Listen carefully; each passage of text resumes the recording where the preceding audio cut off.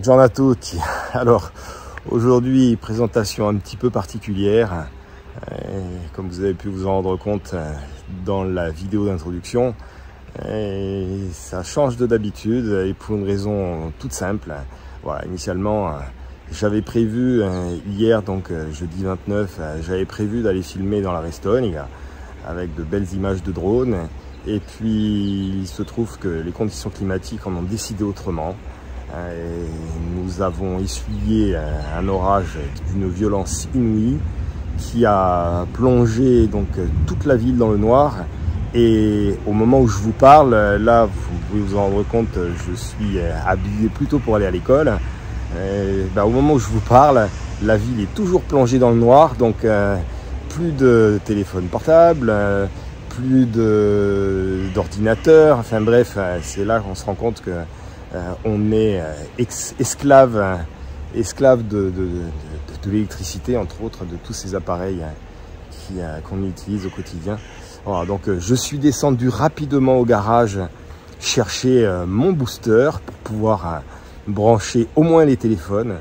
Voilà, donc du coup, présentation un peu différente de l'habitude. Voilà. La voiture avance, vous allez voir dans l'épisode, bon, je suis sur de la mécanique, toujours. Je commence à attaquer le moteur. Au moment où je vous parle, j'ai de bonnes nouvelles puisque Nicolas Dacciari de Datch m'a envoyé hier un message pour me dire qu'il me faisait partir le vilebrequin aujourd'hui. Donc voilà, ça, je reprends un petit peu de sourire parce que je dois avouer que ces dernières semaines, c'était un peu plus compliqué. Et puis, voilà, je voulais aussi vous présenter un nouveau partenaire. C'est un petit partenaire, vous verrez dans la vidéo. Voilà, bon, il n'y a pas de petit partenariat, en fait, partenariat tout court. Je suis toujours sensible aux gens qui se mobilisent pour ça. D'ailleurs, au passage, encore un petit clin d'œil à un abonné qui se reconnaîtra, qui m'a envoyé un sac de sable de sablage. Voilà. Donc voilà. Une fois encore, merci à vous tous. Désolé si vous trouvez que cette semaine la qualité de la vidéo n'est pas à la hauteur, mais je vous cache pas que comme je vous dis, on est vendredi 30 et faute d'électricité, je n'ai pas pu travailler hier, donc je vais essayer de rattraper tout ça ce soir et sans doute cette nuit pour que vous ayez un produit convenable demain matin. Voilà, bon visionnage et je vous dis à tous à bientôt.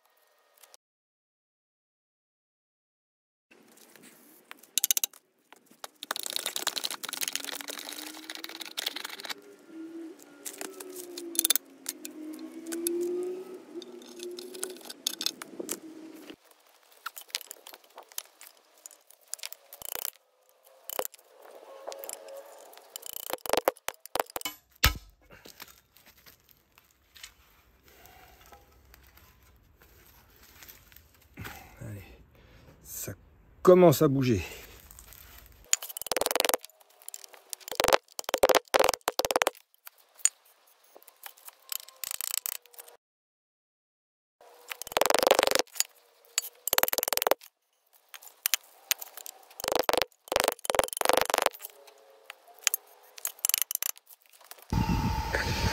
Alors, Petit souci sur la tringlerie de boîte. Là, je suis en train d'essayer donc de dégripper cet axe qui a commencé à bouger, comme vous pouvez le voir. Par contre, le problème, c'est que derrière, on ne le voit pas, mais selon toute vraisemblance, tout l'axe doit être corrodé. Et si on regarde sur le modèle sur lequel j'ai déjà récupéré l'axe, là, le corps est uniquement en aluminium et sur celui-ci, il est cassé. J'ai peur que, en essayant d'extraire celui-là de la même manière qu'avec les surépaisseurs de rouille, l'aluminium claque et se fende comme sur celui-ci. Donc j'ai pris une décision. En fait, je vais couper mon axe ici à la base et je vais l'extraire de l'autre côté, sachant que de toute façon j'en ai un autre et c'est le genre de pièce qui ne bougera pas de toute façon. Je risque pas de le casser, donc il n'est pas nécessaire que j'en conserve un supplémentaire.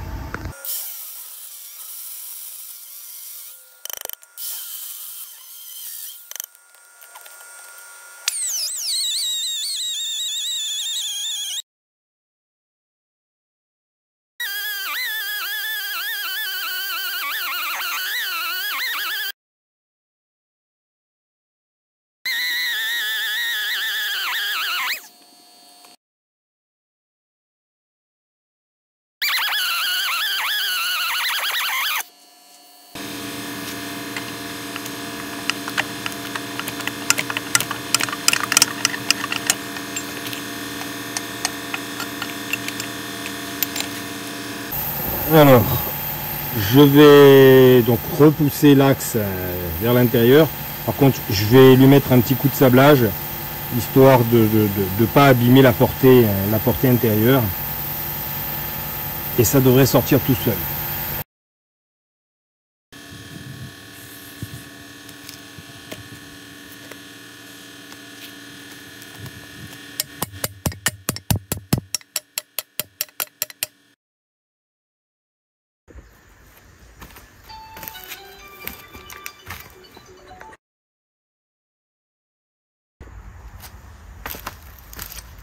Alors, je viens de sortir de mon stock. Ça, c'est une tringlerie qui vient d'une Innocenti, donc d'une mini version italienne. Bon, je vais être obligé de récupérer, outre le fait que le levier soit d'un tenant et soit d'aspect chromé, je vais être obligé de récupérer les petits CN blocs qui sont là, qui ont brûlé sur celle-ci. Par contre, alors vous allez me dire, oui, pourquoi je m'embête à vouloir refaire celui-ci? Toujours pareil, c'est l'esprit même du projet, de sauver le maximum de ce qu'on peut sauver. Et par ailleurs, alors c'est du détail, mais cette pièce-là, si vous regardez bien visuellement, elles sont différentes. Alors, les renforts sont pas les mêmes, alors ça ne change strictement rien, hein. Derrière, les Italiens, ils ont eu la bonne idée, je trouve ça plutôt original, ils ont eu la bonne idée de mettre une plaque vissée, donc du coup il est possible d'extraire le cache et de voir un petit peu comment c'est en dessous. Bon, celui-ci, je le conserve pour une raison toute simple, c'est que j'ai la boîte et le moteur qui va avec. C'est un 1000 cm3 MK2 de 1968 si ma mémoire est bonne. Voilà. Donc je vais me débrouiller pour essayer de sortir cette partie là qui je pense que je vais être obligé de chauffer. J'ai peur que les vis ne cassent dedans et avec l'aluminium ce sera coton à extraire. Donc voilà. Je vais essayer de sortir cette partie là pour pouvoir en lieu et place installer celle-ci.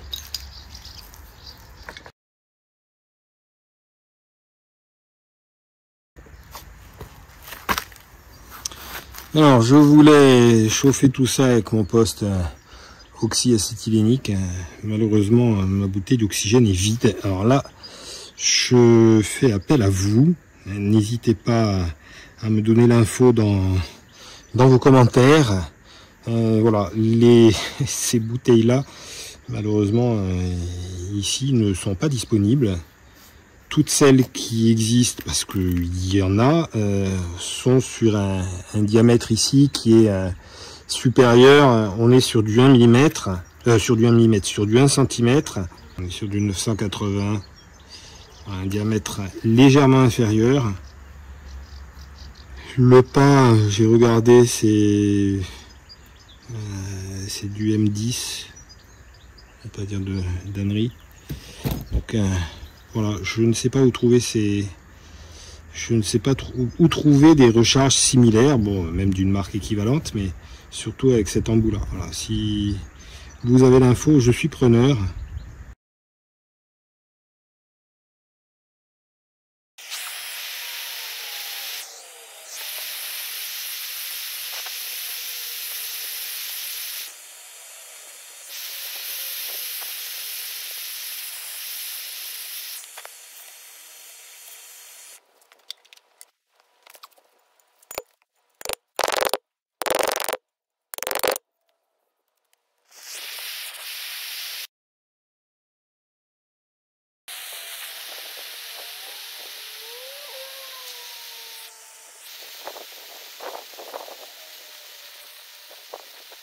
Ah, j'ai plus de gaz.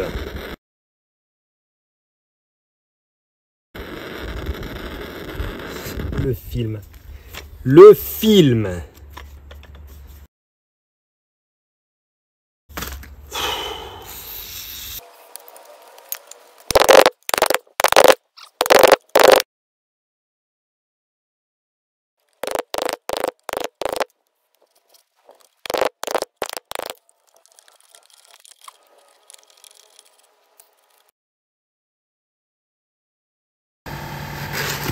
Alors là on est sur la cloche d'embrayage, bon, c'est une pièce qui a pris cher elle aussi. Là je l'ai déjà partiellement mise dans la cuve à ultrasons, mais bon, ça a déjà enlevé une partie mais pas tout. Donc là on va passer au sablage. Alors là je l'ai sablé rapidement, je vais essayer de décoincer ces pièces là.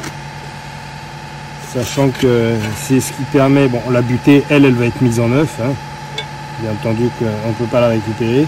Le but c'est d'arriver à dégripper tout ça, puisque là bon, mon levier il est juste bloqué.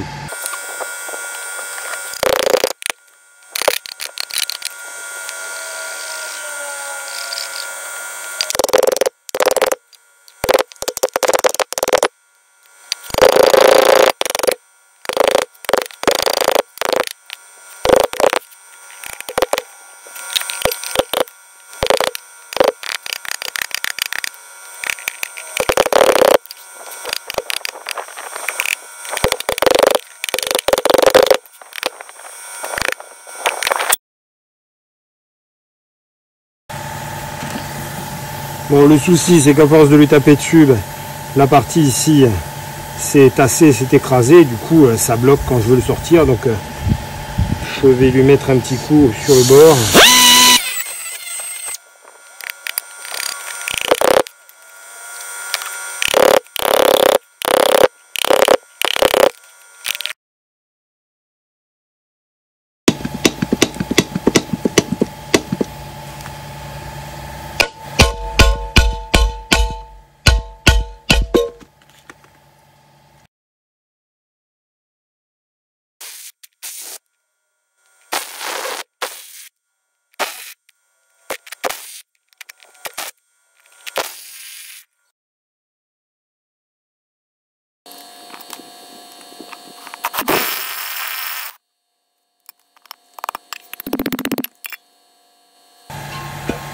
Allez, on va dégraisser tout ça et on va le renettoyer.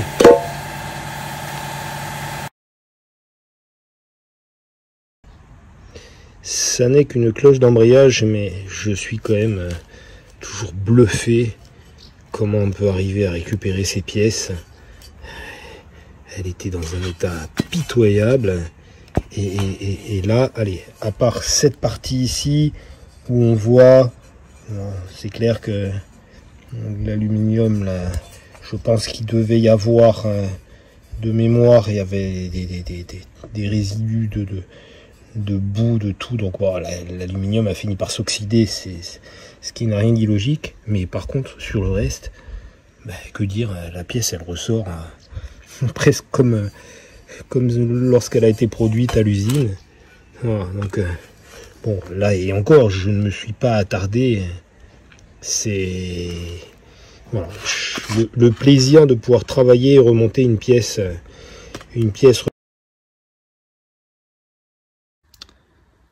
Voilà une nouvelle commande de chez Datch qui vient d'arriver. Alors là, avec des pièces plus spécifiques de compétition.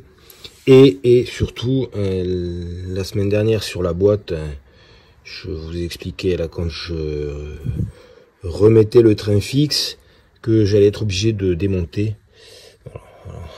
Je ne sais pas si on arrive à bien le voir. Voilà, là que c'est marqué. Voilà, ici, là. Il est marqué, donc ça malheureusement je ne peux pas le remettre. Sur un véhicule de tous les jours déjà, ce serait pas une bonne idée, mais alors sur un véhicule de compétition encore moins. Donc j'en ai pris un renforcé, qui va être parfait, avec le roulement à aiguille qui va bien. Bon, donc je vais pouvoir remonter ça ce matin. Ça y est, mes étriers sont secs, donc je vais pouvoir, j'ai enlevé le marouflage, là je vais pouvoir installer les pistons neufs, et puis c'est reparti pour un tour, hein. Alors, pour pouvoir changer le kit piston, je commence par redémonter mon étrier, ça va être plus facile.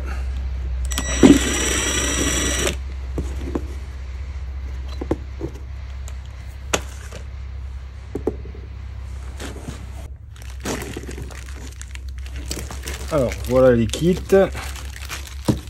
les pistons, et là nous avons toutes les coupelles.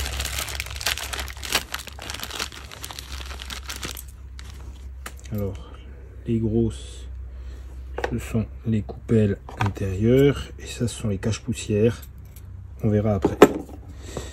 Bon, pas de difficulté particulière pour mettre les coupelles dans les étriers. Faire attention à ne pas les mettre de travers.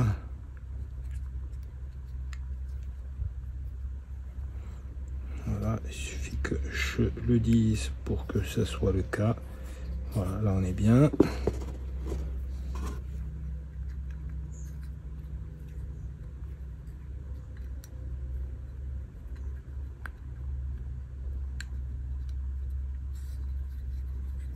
Et de deux.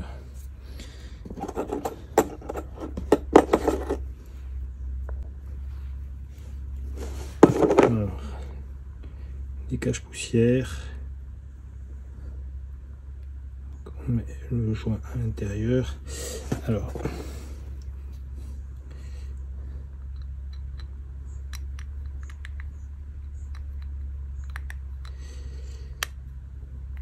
Alors ils sont, c'est vraiment usiné au millimètre. Si ça coince, c'est un conseil qui vaut ce qu'il vaut. Mais moi, je rabats très légèrement le bord, et pour ça, j'utilise un vieux cône de suspension.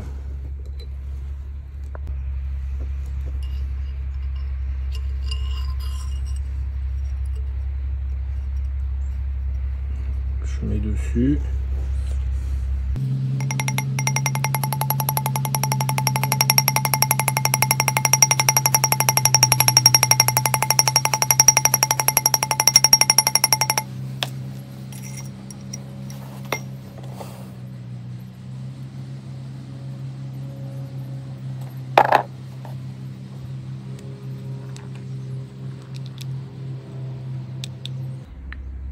Voilà. Allez, on passe au second. Ça y est, le second cache-poussière est en place. Alors, Maintenant, je vais m'occuper des pistons. Alors pour les installer, rien de bien compliqué.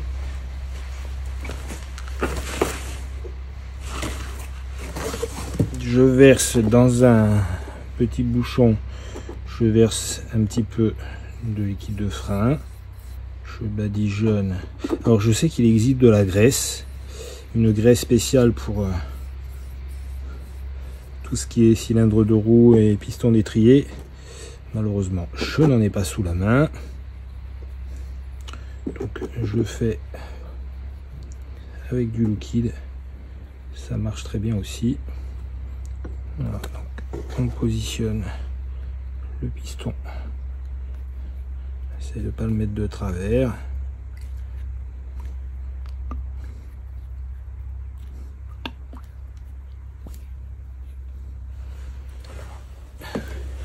Glisse.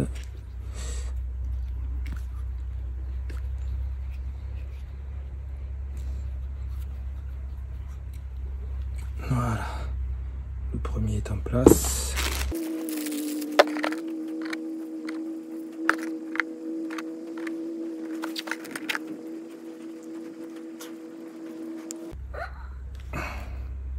Ecco. Ouais, je vais repositionner les deux morceaux, je les resserre.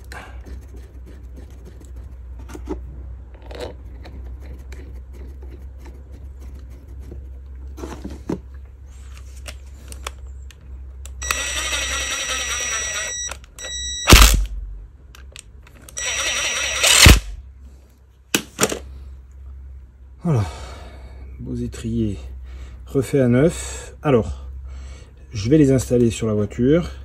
Avant, vous aurez noté, sur celui-ci, j'ai dû enlever le morceau de purge. Sur l'autre, un des abonnés m'a très justement fait remarquer que c'était de la sécurité, que ma purge, elle n'était pas terrible, sans quoi il avait raison.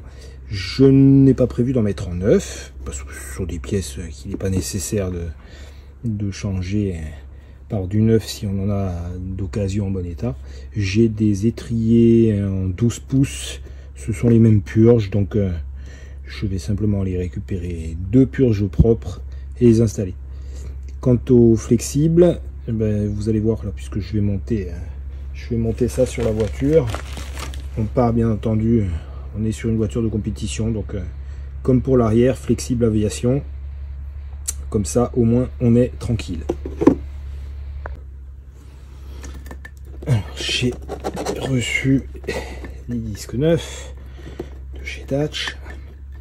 Donc du coup, je vais enlever ceux-là qui étaient juste mis en lieu et place sur la voiture pour pouvoir la bouger sur ses quatre roues. Je récupère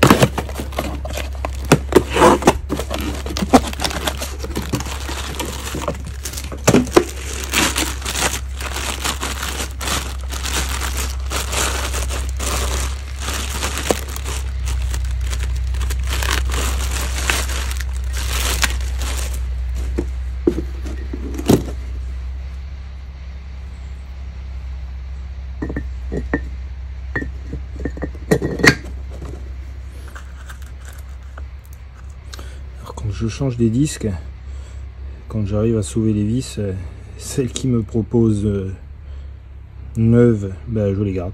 Voilà, donc du coup j'ai de belles vis toutes neuves.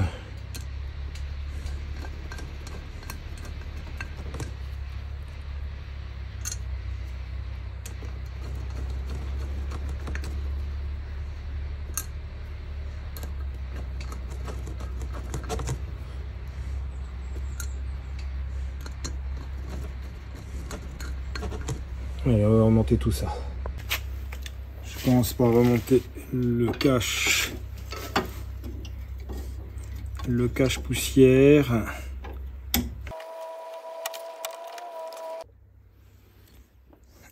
Alors, petit conseil, j'aime bien les petits conseils, ils valent ce qu'ils valent, mais le trou qui est sur la tête de cardan est prévu donc pour passer la goupille fendue. C'est pas un circlip, c'est bien une goupille fendue, une fois que vous avez remonté le boulon central.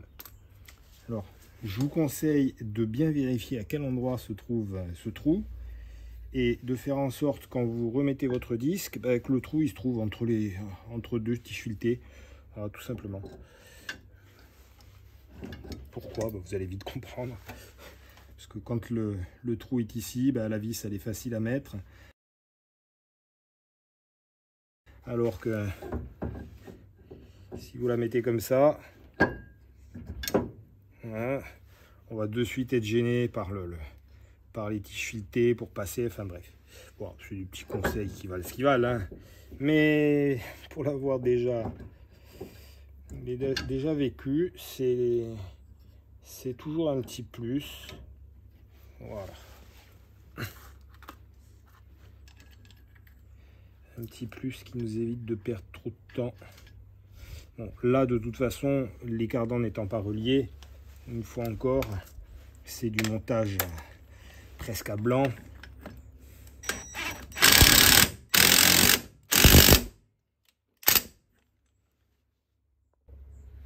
Alors, j'ai pas les mains très propres.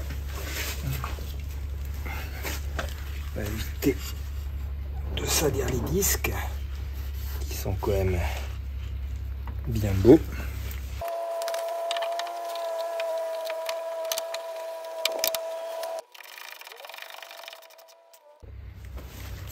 Alors, c'est en place, mais de toute évidence, j'ai mon cache poussière qui frotte quelque part. Alors, quand je vous dis que le marteau est le meilleur ami de l'homme, bon, même si c'est un marteau en caoutchouc.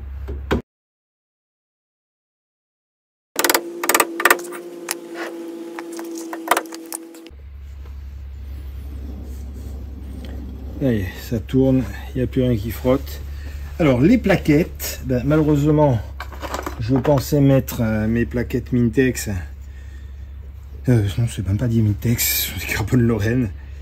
Et puis, en fait, les Mintex, c'est les anciennes. Sauf que le modèle que m'a envoyé ARS, malheureusement, c'est pas le bon. Donc, je pense que j'ai dû me tromper dans ma commande. Bon. En attendant, je remets des plaquettes d'origine qui étaient dans mon stock, qui vont dépanner. Je n'ai pas non plus les grandes goupilles fendues neuves, et celles qui étaient sur la voiture étant irrécupérables, il va falloir que j'en commande. J'en avais sauvé une. Franchement, je vais pas m'embêter à remonter ça, surtout que c'est déjà bien rouillé ici, ça va casser, ça va se gripper dedans. C'est pas le prix de 4 goupilles qui va me tuer. Alors, là, je vais mettre la durite de frein.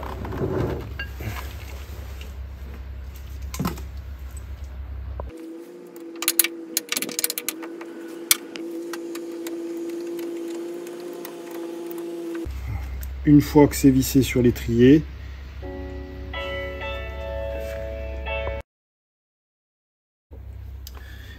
donc je reprends après avoir été arrêté par mon téléphone. Une fois que c'est serré sur l'étrier, je peux fixer celui-ci sur le berceau et surtout éviter de faire l'inverse, parce que ça risque de torsader la durite, ce qui serait un petit peu dommage de la détériorer d'entrée. On a des joies simples. Je trouve ça juste beau. Voilà. Je suis certain que dans mon entourage, si je commence à m'extasier sur des disques et des étriers de frein, on va me prendre pour un fou. Mais en même temps, quand je sais comment c'était il y a moins de 5 mois Et comment c'est revenu maintenant, je trouve franchement que ça a de l'allure. C'est mon sentiment personnel. Ça a de l'allure et puis ça va refonctionner. Allez, j'attaque l'autre côté et puis bah, je remets la voiture par terre.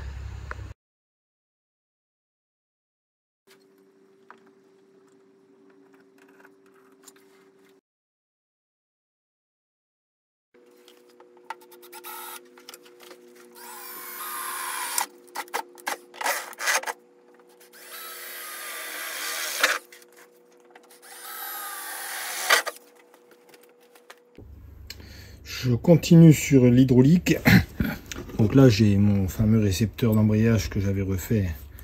Je vais sortir la durite qui, comme vous pouvez le voir, est juste morte. Et ça c'est une durite de frein aviation. Comme vous pouvez le voir, elle a été pliée, mâchouillée. Et de toute façon elle est trop grande. Donc ce que je vais faire, c'est que je vais la raccourcir. Voilà. Je l'avais gardée justement de l'optique qu'un jour elle puisse me servir. Donc je la raccourcis et je vais la mettre en lieu et place pour avoir un flexible d'embrayage renforcé. Aviation, ça va être parfait. Alors j'ai coupé ma durite. Là, il y a une espèce de petit obus là qu'il faut enquiller dans la partie intérieure. Et puis maintenant, tout ça, ça va se mettre plus ou moins en force. Je prends les bonnes clés.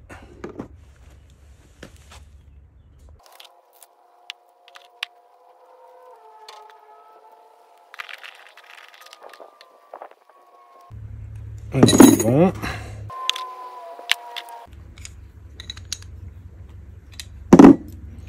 Il n'y a plus qu'à l'installer sur la voiture.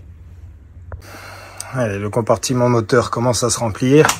Donc j'ai installé mon servo-frein.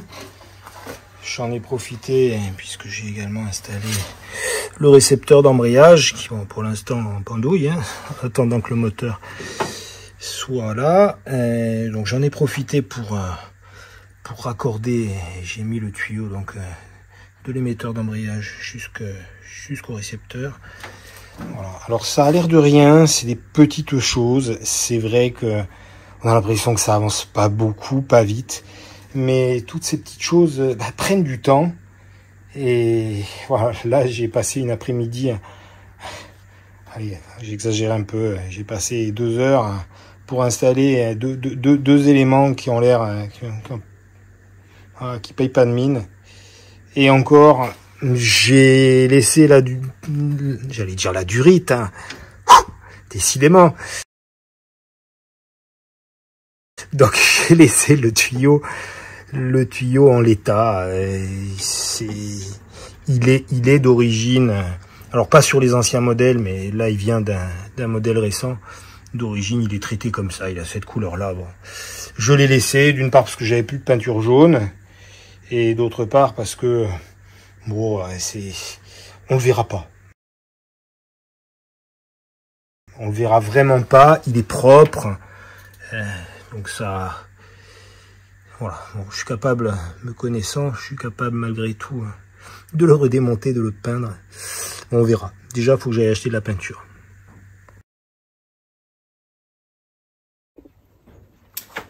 Alors, j'attaque le moteur, mais avant d'attaquer le moteur, je me laisse aller une petite fantaisie. Les numéros d'identification d'origine, malheureusement la plaque étant complètement oxydée, c'est une plaque en aluminium, donc elle a fini par lâcher. Je vais extraire, là j'en ai déjà soudé un, je vais extraire avec un petit outil à inertie que voici. Hop, voilà, donc en gros comment ça marche, je vais accrocher, je vais coincer ma vis là-dedans et puis je vais tirer la masselotte vers l'extérieur et ça va créer des chocs, ça devrait sortir sortir mon rivet, parce que ce sont des rivets qui sont... Bon, j'ai déjà commencé, hein. Il a l'air de s'extraire. Et je dis petite fantaisie simplement parce que je vais me refaire une plaque, mais par contre bah, je vais l'identifier CVVT avec le numéro, en l'occurrence numéro 1. Voilà.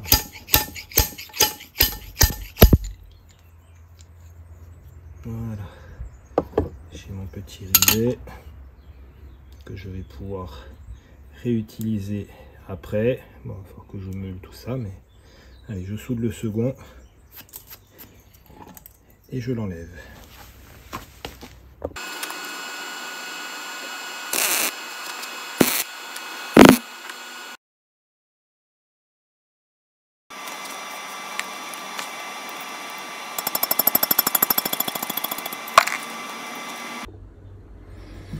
Alors, pour la petite fantaisie du jour, donc je vais remettre une plaque d'identification moteur avec mes références personnelles. Alors, on est dans la récupération, hein. C'est une plaque d'identification d'une des Austin que j'ai sorti du maquis.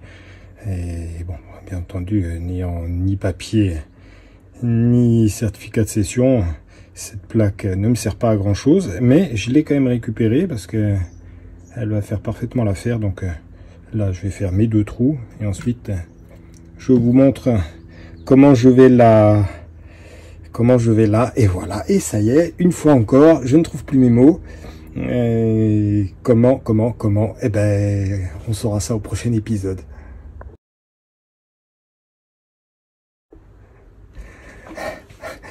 Je rigole tout seul parce que le temps que je retrouve mes mots, voilà, donc je voulais simplement vous expliquer. Donc je commence par faire les 2 trous pour pouvoir la repositionner sur le bloc, et ensuite je vous montre comment je vais la graver. Voilà le mot que je cherchais. Alors d'abord, je vais mettre un petit coup de poinçon. C'est une tige de culbuteur, c'est de l'acier traité, donc c'est assez costaud. Alors je mets un petit coup de poinçon, c'est juste pour que la mèche ne parte pas dans tous les sens.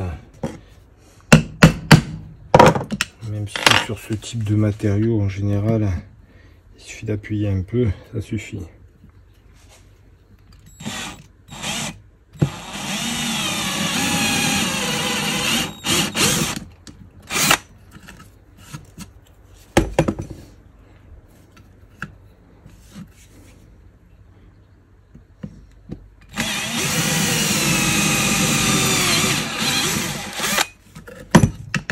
Voilà.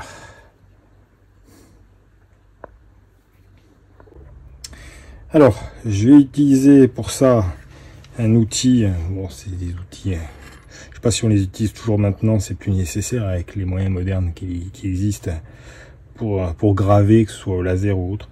Voilà, donc ce sont des lettres à frapper. Et hop, si vous regardez bien, voilà, il y a une lettre en général qui est à l'envers. Donc là, le D, même si à l'image, il est à l'endroit. Donc le principe est simple, je positionne sur ma pièce et un petit coup de marteau sec et normalement ça laisse l'empreinte. Alors donc là nous avons décidé de prendre CVVT. Bon,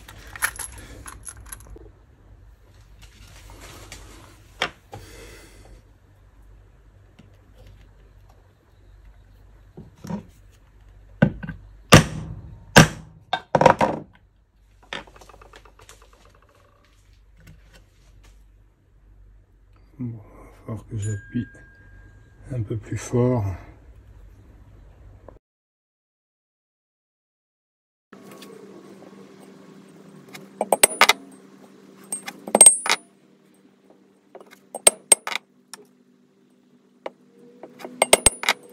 Bon, c'est pas terrible, hein. C'est pas terrible du tout.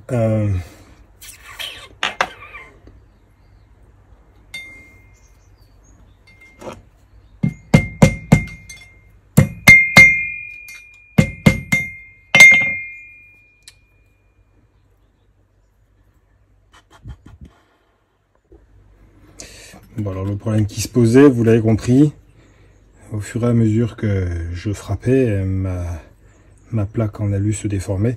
Donc j'ai fait l'inverse.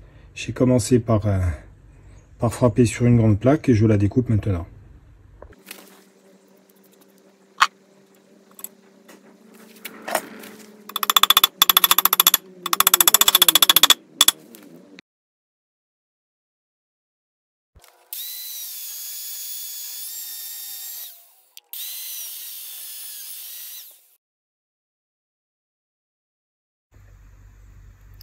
Ça y est, j'en ai fini avec l'identification de mon bloc moteur. Voilà, officiellement c'est un CVT by VR, Vincent Reynaud, numéro 1. Allez, c'est ma seconde petite fantaisie après les étriers de frein peints en rouge. Bon, je sais que ça ne fait pas l'unanimité, mais ça reste heureusement très discret. Allez, je continue. Allez, une petite partie théorique. Bon, je n'ai pas la prétention de détenir la vérité, mais je vais essayer avec des mots simples d'expliquer un petit peu comment ça fonctionne. Alors, nous avons là sous les yeux ce que nous appelons un arbre à cames. Alors, la came, c'est ça, en fait, sur un axe qui tourne sur lui-même. On voit très bien que il y a ici une bosse, c'est ce qu'on appelle une came. Donc, nous sommes sur un moteur 4 cylindres avec 2 soupapes par cylindre, donc une soupape d'admission et une soupape d'échappement. Et en fait, chacune de ces cames va ouvrir et fermer une soupape d'admission ou une soupape d'échappement. C'est pour ça que, si vous les comptez, 1, 2, 3, 4, 5, 6, 7, 8, on est bien sur un 4 cylindres à 2 soupapes par cylindre.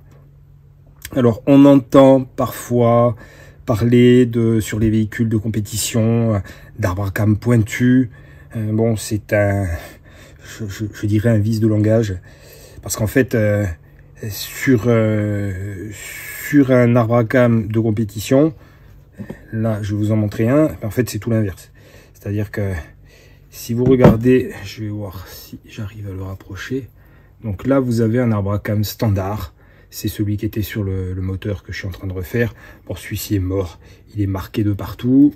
Et de toute façon, pour une voiture de compétition, il n'est pas assez performant. Si vous regardez la came ici, bah, elle est pointue. Elle est assez pointue. Ce qui fait que quand l'arbre tourne, vous avez un poussoir qui va être en appui là-dessus. Et quand il va arriver au sommet de la came, ben, il ne va pas y rester très très longtemps. Sur un arbre à cames de course, les lobes ici sont beaucoup plus arrondis, ce qui fait que ça va permettre au poussoir qui va renvoyer donc le mouvement vers la soupape. En gros, ça va permettre à la soupape de rester ouverte plus longtemps et de se refermer plus tard. De ce fait, la quantité de gaz de mélange et air-essence qui va rentrer dans chaque cylindre et la quantité de gaz brûlé qui va en sortir sera plus importante. Et donc, ça va permettre au moteur d'être plus performant, tout simplement. Voilà, donc, abus de langage, quand on dit, bon, dans ma voiture, bon, j'ai un arbre à cames, j'ai mis un arbre à cames pointu. Oui, pointu dans le sens des valeurs de levée, mais en aucun cas pointu par la forme de ces cames. Voilà. Allez, j'en ai fini avec ces explications. Alors ici, c'est un arbre à cames que j'avais dans mon stock de l'époque où je courais en mini. C'est un arbre à cames de chez Swiftune. C'est le SW10. Bon, pour les connaisseurs, c'est l'équivalent d'un MD 286. Donc c'est typiquement l'arbre à cames qu'il faut pour une voiture de rallye. Il part à partir de 2500 tours et il donne vraiment sa quintessence au-delà de 5000 tours minute.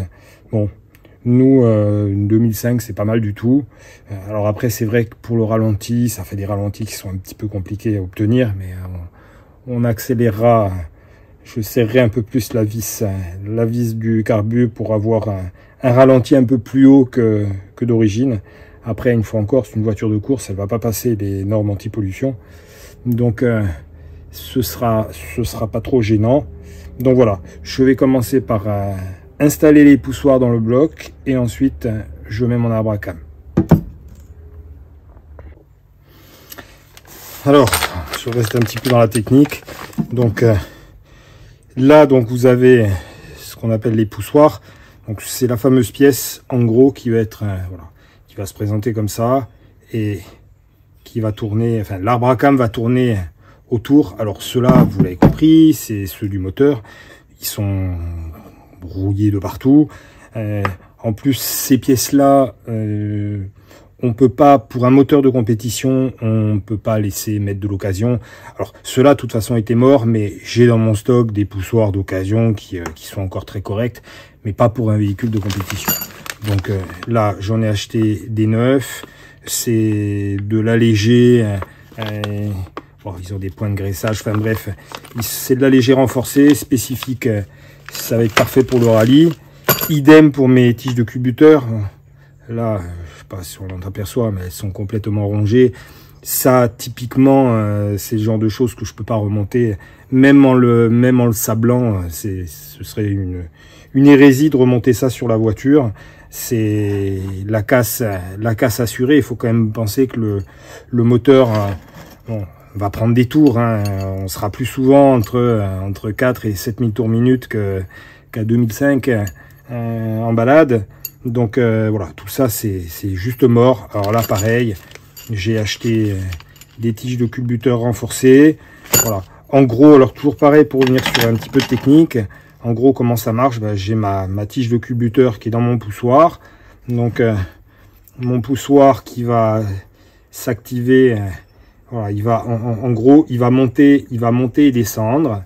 Et en bout de culbuteur, bon, j'ai ce qu'on appelle une rampe de culbuteur. En fait, ça va être un renvoi sur les soupapes. Donc, quand ça monte, ça va appuyer sur la soupape et ça va l'ouvrir, tout simplement. Allez, donc tout ça, ça part au recyclage et je vais mettre en place les nouveaux poussoirs sur le bloc. Alors, je profite de l'occasion pour tester la nouvelle balance fournie donc par Difford Diffusion, que je remercie. Je vous ai dit que voilà, ça c'est un poussoir d'origine. Et donc là, je vais installer un poussoir renforcé allégé. Alors déjà, il est un peu plus long. Et malgré ça, là nous sommes sur 46 grammes 9.